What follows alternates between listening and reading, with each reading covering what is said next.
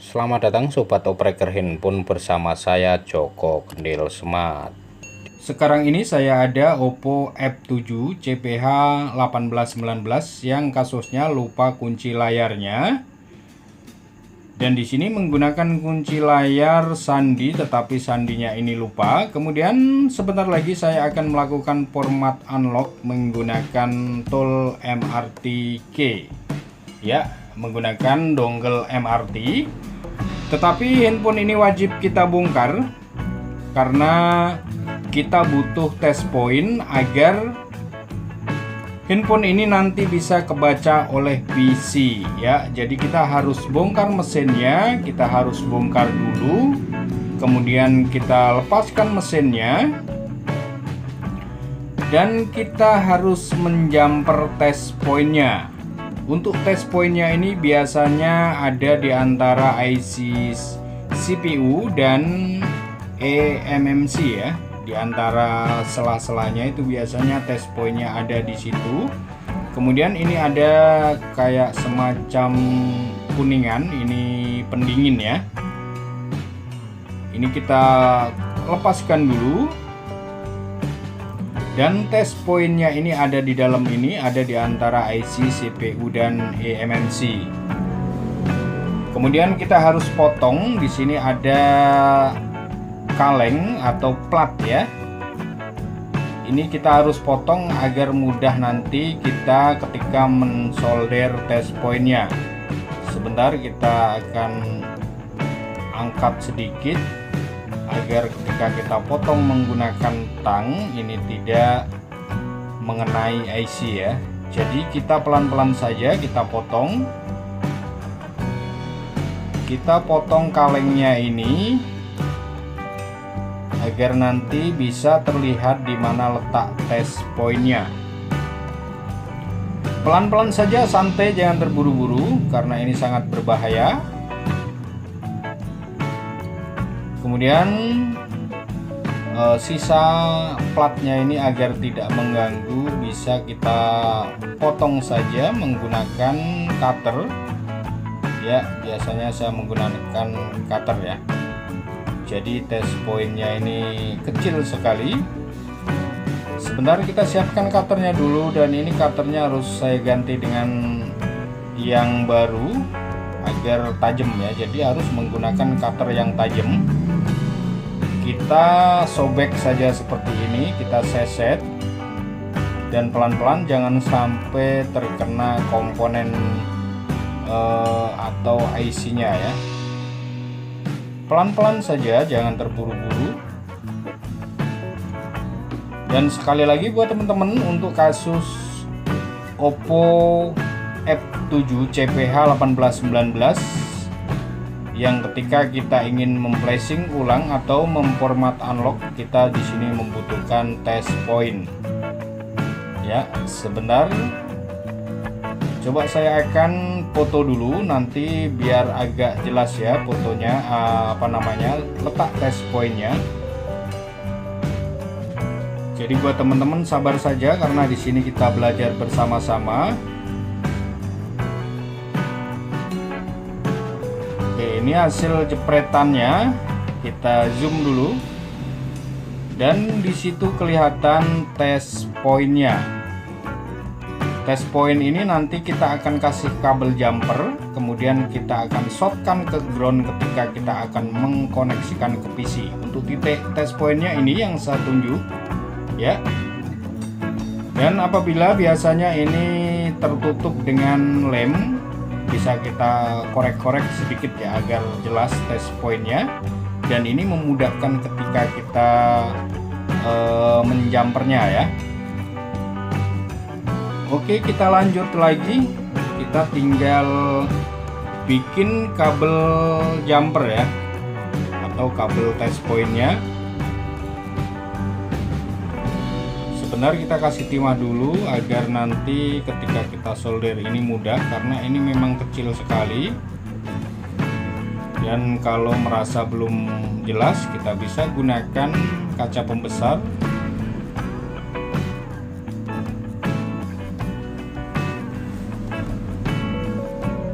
Oke, kemudian kita siapkan kabel jumpernya, kita siapkan kabelnya ini.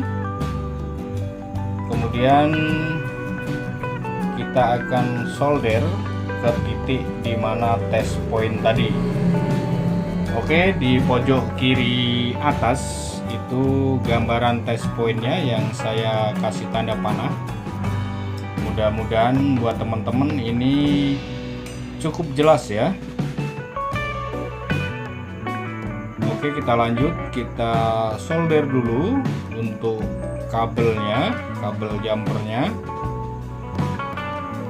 dan pastikan kabelnya ini kuat, tidak terlepas, karena ini nanti kabelnya harus kita lipat keluar ya, karena untuk titik test pointnya ini nanti ketika kita pasang ke bezel atau ke casing HP-nya itu ada di bagian bawah. Kita bisa kasih lakban seperti ini ya, agar kabelnya ini kuat ya. Barangkali nanti ketarik-tarik jadi putus untuk kabel test pointnya. Jadi kita tekuk keluar ya, atau ke belakang ya. Oke, kita pasang saja ala kadarnya saja, tidak terlalu rapi juga tidak apa-apa, karena nanti juga kita akan bongkar kembali. Pasang fleksibelnya,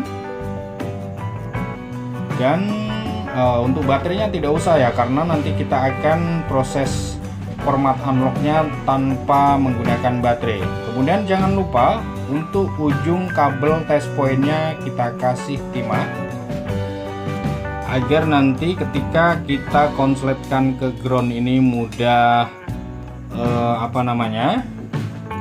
mudah connect ya. Oke, kemudian kita ke meja komputer,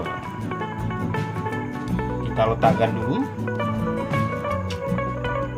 Oke, kemudian kita akan coba jelaskan lagi di ujung kabel jumper ini kita kasih timah, kemudian kita siapkan juga kabel datanya, dan kita menuju ke tampilan PC.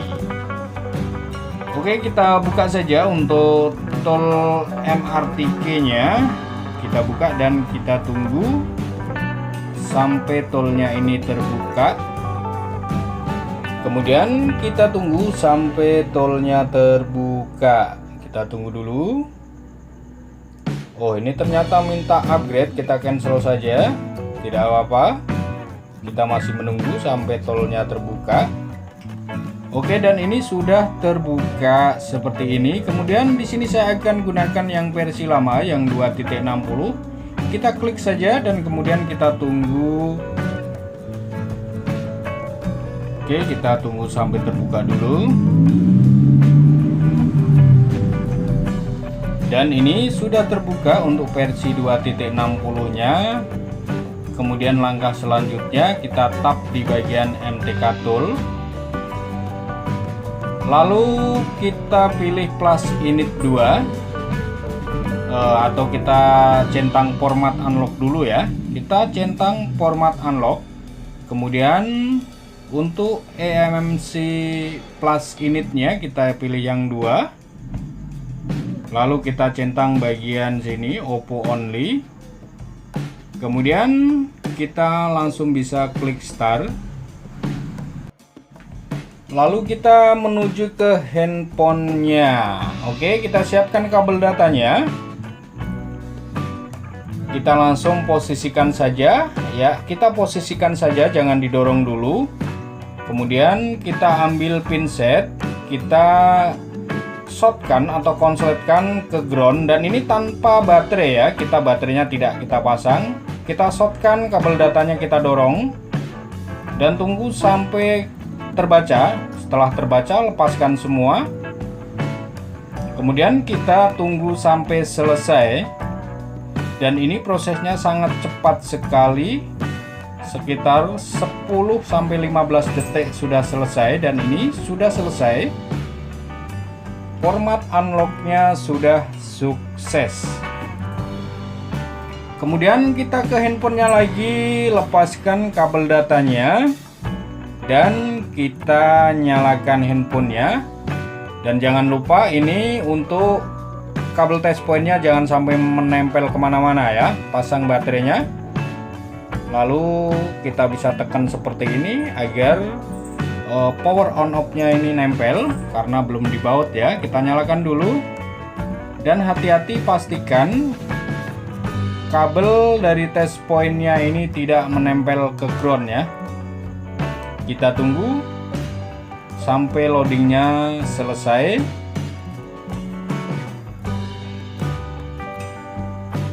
Dan biasanya ini agak lumayan lama ya.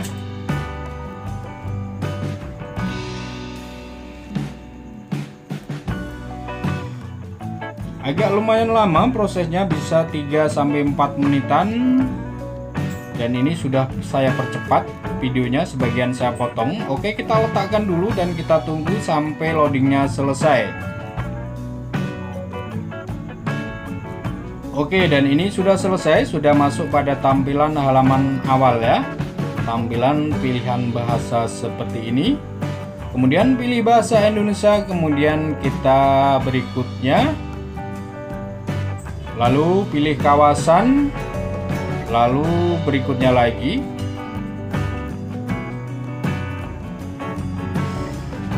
Pilih kawasan, pilih lokasi.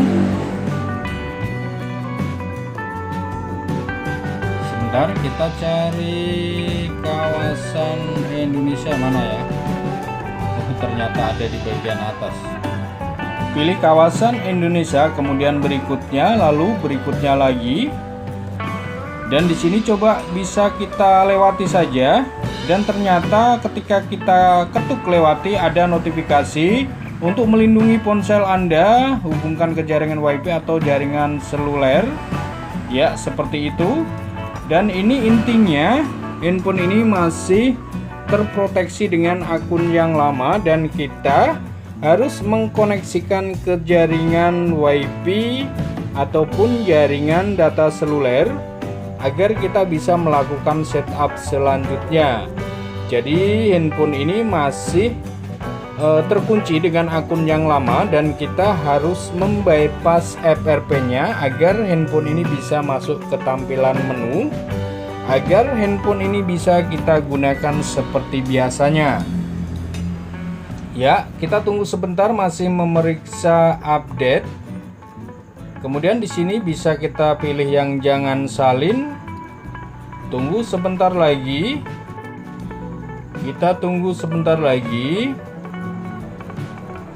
Dan di sini masih meminta sandi ya. Ini seperti sandi yang awalnya lupa tadi.